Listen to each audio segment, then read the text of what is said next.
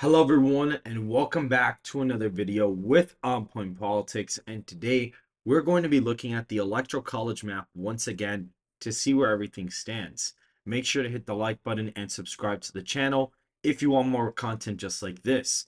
And so we see the RCP aggregate is starting to narrow up. Harris is about to take the lead there. But something I would like to point out is if you actually look at the previous aggregates, they have both underestimated Donald Trump both times, even more so with Joe Biden on the ticket, mainly because Donald Trump was able to perform a little bit better in some rural counties against Joe Biden than he was against Clinton.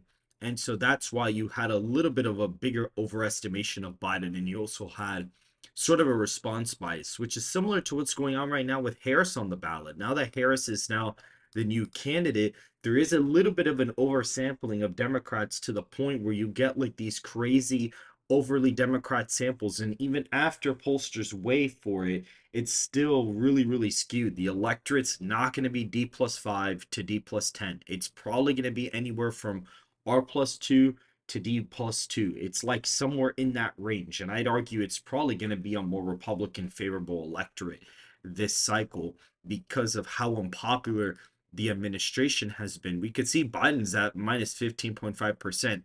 And the response bias is also affecting Harris's favorabilities as well. I really don't think she's at a 43% favorable. I don't think that's the case. You don't go from being at 38% to 43%. You don't gain 6 points in favorability in like 2 weeks. That's very unnatural. Even like Biden didn't gain that fast ever. Biden has never lost or gained that quickly. I mean, you clearly saw here a little bit of a drop off, but you see a little bit of a noise in the data. And then here you kind of saw him gain a bit. Like there's a little bit of noise in the data. Like it's not almost a straight line up. And funny enough, Biden's approval rating was actually recovering and then he went back down. Trump's approval rating is also going up as well. Not as much as I thought it would have, but it is still going up. So that is a good sign. And right now, he's actually polling higher in the head to head than he was against Biden. So that's also a good sign for him as well. We see he's also almost at 44%. You can see his unfavorables after the assassination attempt dipped. He's now in the single digits of negative favorability, which is pretty crazy because he has not been there ever since 2022. There was a point in 2022 where he was at 46% in 2022. That is crazy. He had very good favorables there. He's almost approaching what he had in the middle of 2022. And so now when you're looking at the data, and that's actually when Joe Biden was reaching his low favorables. So Trump probably would have won the popular vote by like 10 points there. But either way, right now Trump's favorables are going up, Harris's are going up, and Biden's are going up, all for separate reasons, of course.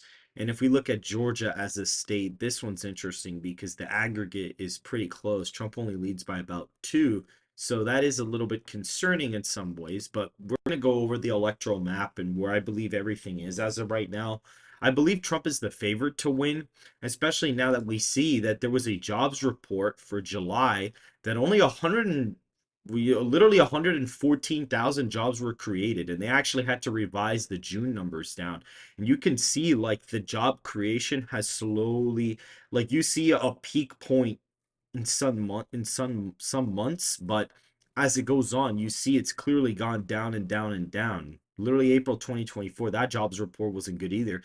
And unemployment is up to 4%. That's high, and the stock market has clearly reacted accordingly. And they had to revise the job numbers down for June by quite a decent amount, by like 6,000 jobs, or it's pretty bad. And you see here again, you're basically healthcare is leading, construction, government jobs, transportation, and warehouse.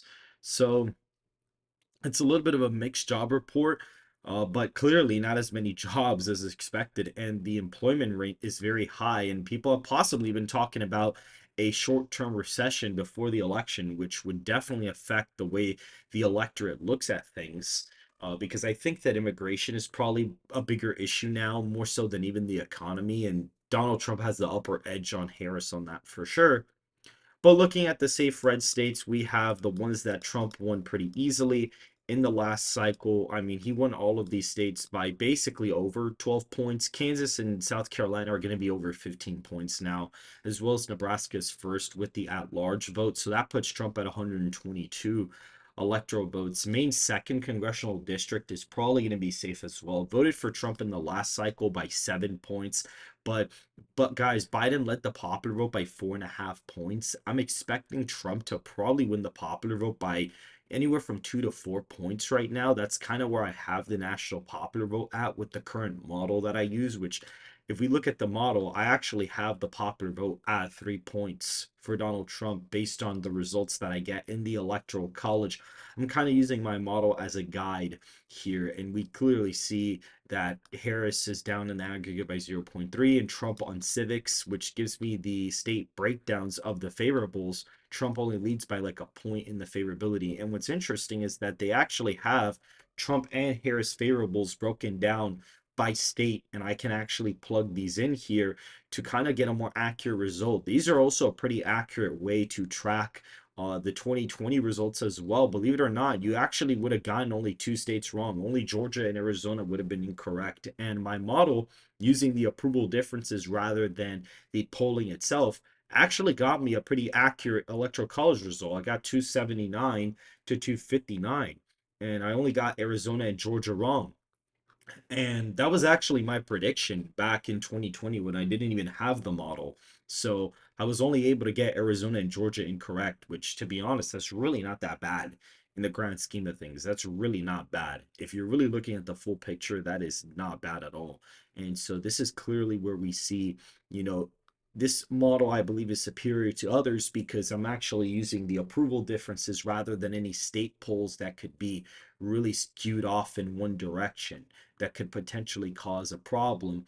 And so that's why I like using the favorability differences more. And funny enough, what I've noticed is the southern states where the border is a pretty big issue, Trump's approval spread is actually higher against Harris than it is Biden.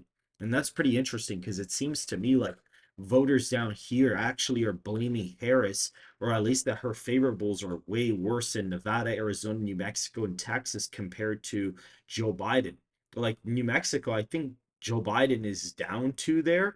And I think with Harris, Trump's up like 7 points on the favorability. Like it's a 5 point difference. Texas, I think Biden's down like 12. And then with Harris, she's down 19. Arizona, I think is up there by I think like 11 or 10 with Biden. And then with Harris, he's up like 15. So it's a big difference. Like there is a big difference here. In Georgia, Harris has like a point more on Biden. So it's kind of like clearly she has she Trump's numbers are going to be inflated in the southern Sun Belt, the southern West Sun Belt because of the border. Now, I think California is probably going to be safe. I'd say Hawaii, DC, Maryland, Massachusetts, Vermont, and I'd probably say Washington now, including New York. You know, the national environment's kind of shifting back to more of a tied national environment, and I can't see New York being under 15 points in a scenario where Trump even wins the popular vote by like 2 to 3. It's probably going to be like D plus 15, 16. Same thing with like Washington. I also forgot to add Iowa and Ohio barely in the safe column. They're probably going to be like a little bit above 15 points per se, but not exactly over, the complete threshold. And just to give you guys an idea, if you actually look at the 2020 results and you shift everything by the nationwide popular vote, you get the leaning of every single state nationally. So Wisconsin voted to the right of the nation by 3.8%. That's pretty much what you have right here. Michigan voted to the right of the nation by 1.7. Same thing with Pennsylvania. And with Wisconsin and Pennsylvania trending to the right, as well as Nevada trending to the right, as long as he has Wisconsin, Pennsylvania, and Nevada, he gets 270. So with these states trending to the right of the nation, Wisconsin's probably going to be voting to the right of the nation by like a little bit over 5 points. Like it's going to probably either trend to the right or trend to the left a little bit, but it's definitely going to be a pretty easy victory for Trump, in my opinion, because Trump, especially with the demographic model that's plugged in, you're probably going to see this be an easy win. And even like Iowa and Ohio, look, if there would have been R+3, they would have already been safe. And they're probably going to vote like 16, 17 points to the right of the nation. Florida is probably going to end up voting to the right of the nation by like 11 points. Texas, I think, may get a little closer. It may be like voting to the right of the nation by like maybe I'd say like 9, but it could also trend to the right depending on things. And North Carolina may become a little bit more Democrat and it's trending.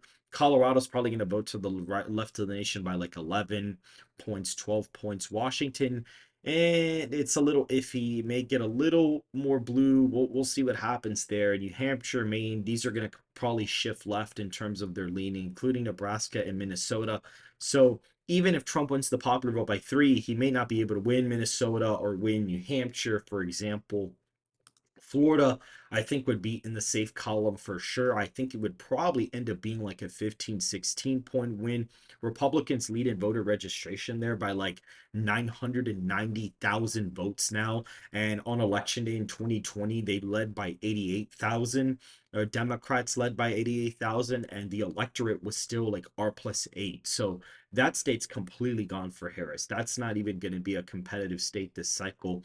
If we look at a state like Texas, I'd actually say probably I'm kind of debating on this be just because of the fact that his favorables are a little bit higher against Harris than they are Biden. The fact that Harris's favorables are a lot worse in the southern west Sun Belt because of probably the southern border crisis, I'm probably going to stick it in the safe column. Same thing with Alaska.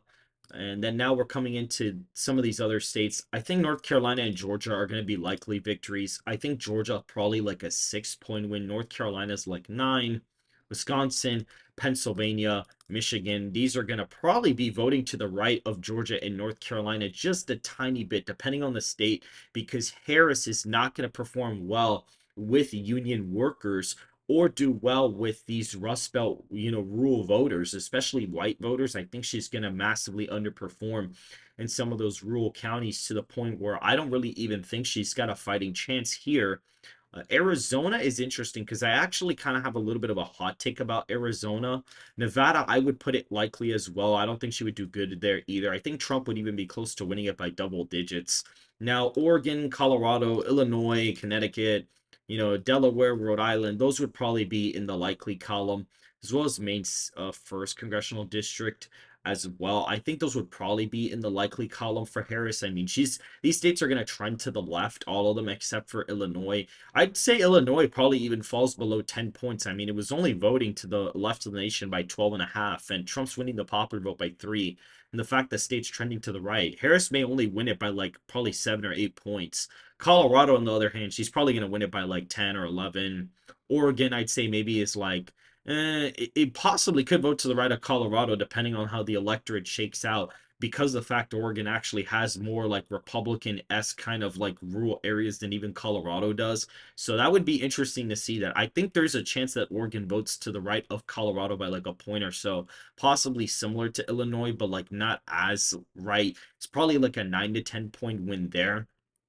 And we're kind of coming down to these other states. Nebraska second has been trending left off a cliff. I mean, it voted to the left of the nation by 2.2%. In 2016, it was voting to the right of the nation, I believe, by 4. So it trended 6 points to the left in a single cycle. That's not really a good look. And so I think at that point, it's pretty much safe to say that that district is going to be close. But I think if Trump's winning the popular vote by 3, he probably does narrowly eke it out by like a point or two. And the redistrict was redrawn, to be a little bit more conservative. So I say that would be the case. That could definitely help Trump there. Now, New Jersey's interesting because I actually think Harris is going to have a little bit of a weaker stance there. I think some of that, Eastern support that Trump may gain in Pennsylvania may cross over to New Jersey, and it could be within single digits. That definitely could possibly happen. So I'm suspecting Harris maybe wins it by about 3 or 4 points.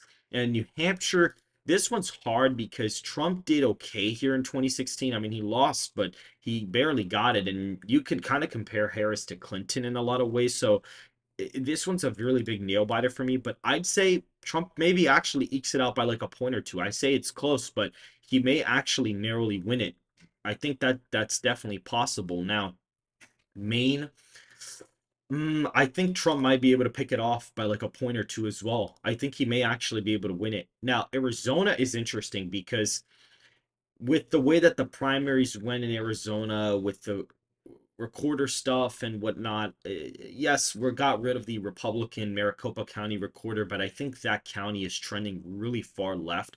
And so I'm kind of iffy whether or not to actually put Arizona lean Republican. I think it may be like a 4.5 point win for Donald Trump. I don't even think he'd win it by over five. I think Harris is going to probably possibly not gain in Maricopa, but she may not do as bad as people think. Trump's probably going to improve in some of the, outer areas in Arizona, but it's probably going to be like a 4.5 to 5 point win. I'd say it could be likely, but we'll see what happens. But I think that Arizona may be in that lean Republican column. Now, Virginia, New Mexico, Minnesota are the only ones roughly left. Now, Virginia's interesting because the recent polling there actually shows Trump ahead by quite a bit. And if Trump's winning the popular vote by three, the state's been trending to the left, probably doesn't vote for him, but I'd say it could possibly get within two. I'd say that could be a realistic thing. Nova is going to kind of hold Harris strong, but that's roughly what I would see there. Now, New Mexico, because of the fact that her support is kind of underinflated with, some of these voters here, I'd say maybe she like narrowly loses New Mexico. Like it'll be super close, but I think she could like narrowly lose it. I know Albuquerque is a very liberal area, but I think she may possibly be able to like narrowly lose the state of New Mexico. And then Minnesota, I'm kind of dooming on Minnesota, to be honest.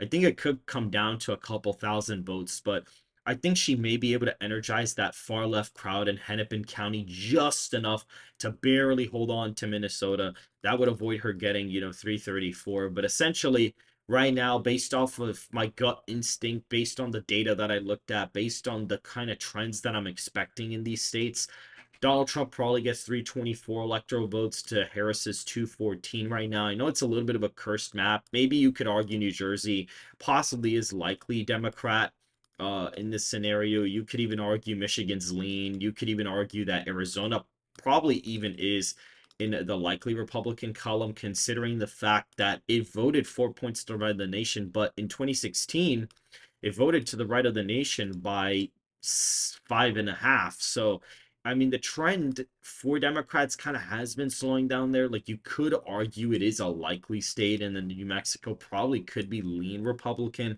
Like, it's a little iffy, but I think possibly the trend in Arizona towards Democrats may be really, really bad. The 2022 midterms are kind of these like off year things, but the fact that Kelly won by five there is a little bit iffy to me. So it could be between lean and likely. Like it's basically within 4.5 to like a 6 point win, something like that. But I'd say if we're looking at 4.5 to 6.5, 5.5 would be the median result. So I guess it would be in the likely column, but like barely in the likely column, and possibly not even at that point.